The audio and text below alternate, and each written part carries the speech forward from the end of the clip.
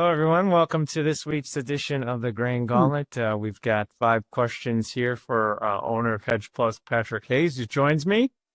Are you ready to tackle these questions? I'm ready. Ready. All right.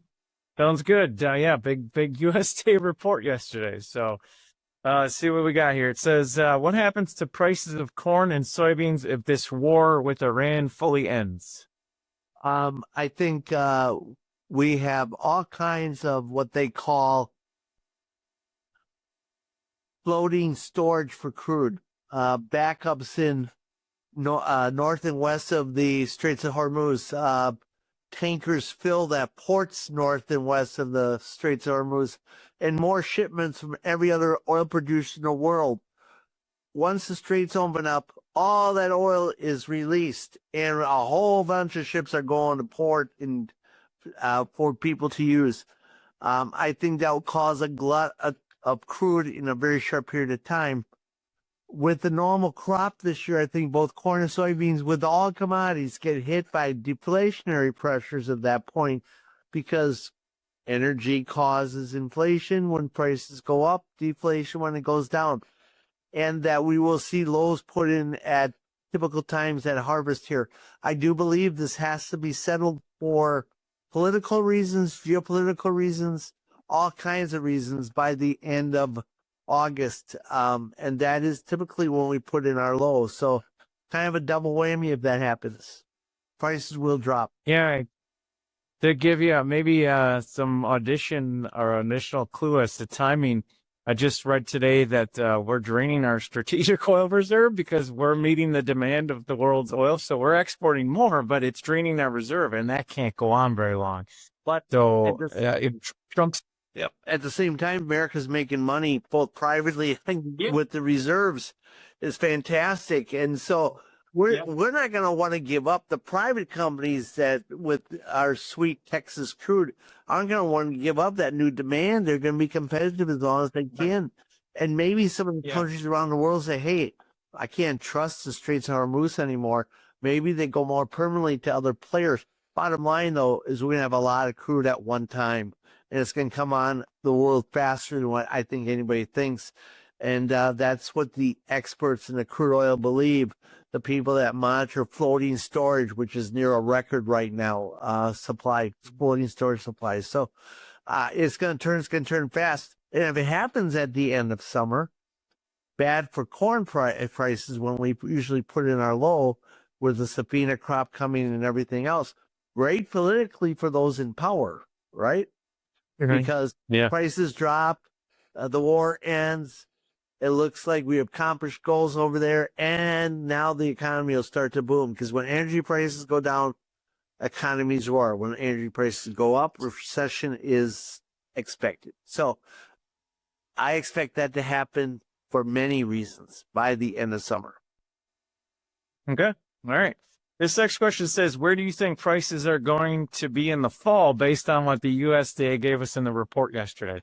On the report, as a benchmark, they gave us $4.40 for corn as an average off the farm cash price. Okay, which means we usually fall below that at harvest time with futures. So I would say futures won't go as low as last year at $4 at the end of August. But because of safina crop, because potentially the war ending or buyers finding crude other places, that we will have stabilized that inflationary picture no matter what. And I could see corn going down futures wise $4.20 to $4.30. I think Americans with the high price of fertilizer and everything else, that if we go down to that level, you can't afford to sell at $4.20 and $4.30 off futures minus or plus basis, depending on where you live.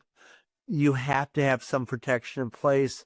We have a good hedge in place already that makes good money at $4.30 with limited risk. So if that goes up, we have the top side covered. It's not a limited risk. The top side, we benefit with higher cash prices.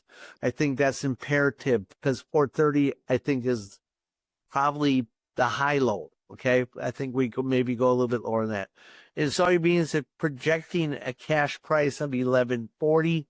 Again, because we have been significantly above that price for a little bit now for old crop, and new crop has kind of hovered just around that area. I think short term we do go down maybe to $11 on futures as the low at harvest time. It won't be as bad as last year, and that's both these scenarios are expecting a normal harvest. I think there's a higher probability of better than normal harvest with El Nino. Usually produces a little bit above trendline crop in corn, not a strong correlation with beans. And the fact that rapid planting has taken place this year, we're ahead of pace, and that correlates to better than average yields for both corn and beans. So we should have a really good crop, and we should see pressure at harvest. Okay. This one asks, should I get some wheat sold? I don't want to answer that question. No, I'll answer it. I don't know where you are. I don't know where the questioner is. Did they sell 50% of the crop already? They 100% unsold.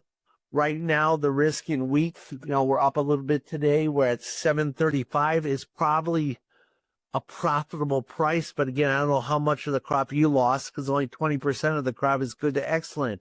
So to make a recommendation, we do it individually because it's a lot smaller percent for most people of crop grown compared to overall crop. And it really depends on storage and all that kind of stuff. 735 is a good futures price. If your basis is decent, you can't argue against the sale. At the same time, 20% good to excellent says wheat. I've seen rally like nuts, right? A $6 rally in wheat is not unheard of, and you would miss 50% of the rally. So bottom line is it's got to be taken individually. I would recommend calling your advisor so he can find out where you are and give you a good recommendation based off of all the facts, not just the fact that we could really take off.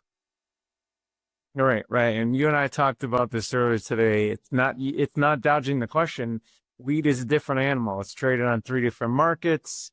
I know we do put out the prices for Chicago wheat, but for some people that's irrelevant. So that's why with wheat, it has to be more on an individual one-on-one basis. But we will definitely give you a very direct answer on that question if you talk to us directly. That's a good point, Josh. And the reality is that's how all farm marketing should be done.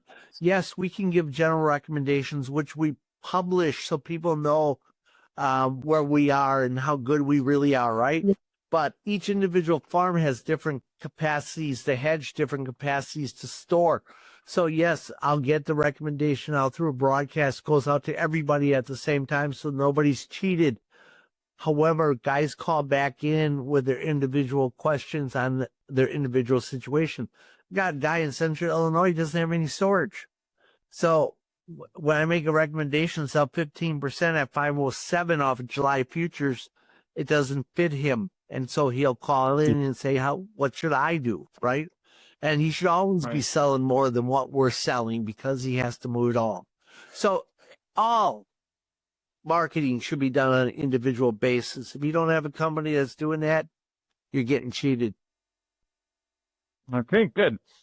This question says, do you think Trump is going to come away from his visit to China with some new soybean sales or maybe even some additional corn sales? What's the latest? You probably can answer this better than I can. My take is that they're meeting for a reason and that China needs the U.S. even more now with the crude prices that they're paying going up. Their economy is not in great shape. They need the U.S. consumer. So I would think that Trump will come away with something that would be positive for the American farmer. Yeah, I think what the latest is, I want to say the talk of China buying corn was initiated by China.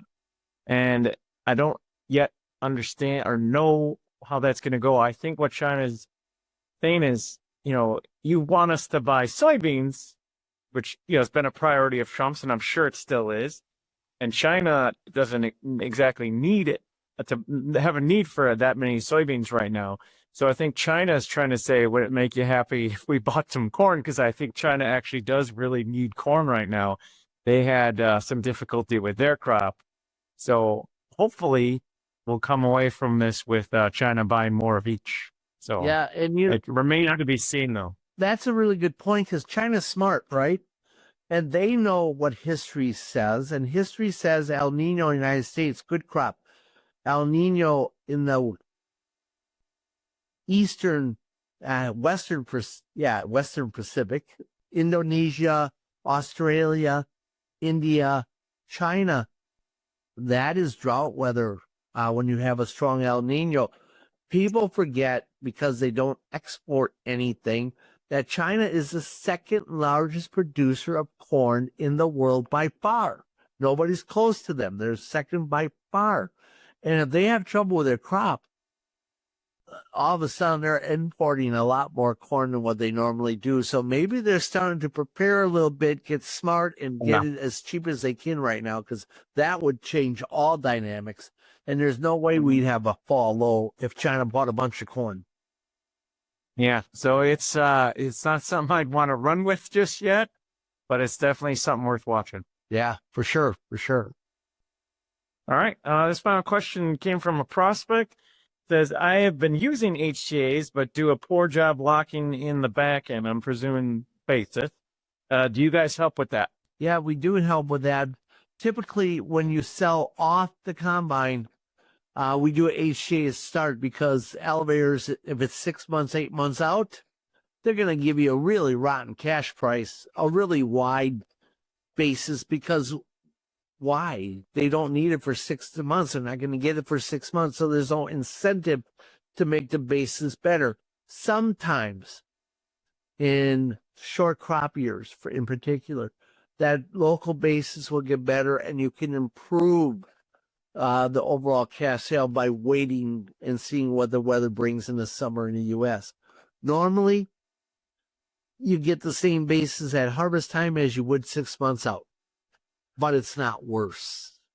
Okay, rarely is it worse. So doing an HTA and waiting on to lock in the bases, especially at harvest, makes sense. The other times of the year it doesn't. For example, Christmas time basis is usually tightest for the March soybean and corn market, because guys don't want to move it over the holiday. Planting season right now, we usually see a kick up in basis because farmers aren't moving stuff. You're too busy planting the crop. So those are some of the times that we look at locking in basis or just going to straight cash sales. But we definitely complete the sale when we have an HTA by recommending locking in basis. Right. So it's a good question, because it illustrates this is a prospect who already does use HTAs, which is good, but lets people know that we do follow up and we do give out that recommendation of when to lock in basis. It's not just the initial HTA sale; it's locking in the basis as well. We advise on both. Yeah, if you ever look at the history of our sales on our website, you'll see a cash sale and then a date when the basis was locked in. So that recommendation went out that day. All right. So I think he'll like our answer. All right. Good. Well, thank you for the great answers. Thank you for the good questions, everyone. That's all for this week. We'll see what the new fundamentals of this USDA supply and demand report will give us going forward. And we'll also wait to see what happens with China. Yeah, it's always interesting with President Trump. Have a great week, everyone. Thank you. Bye-bye.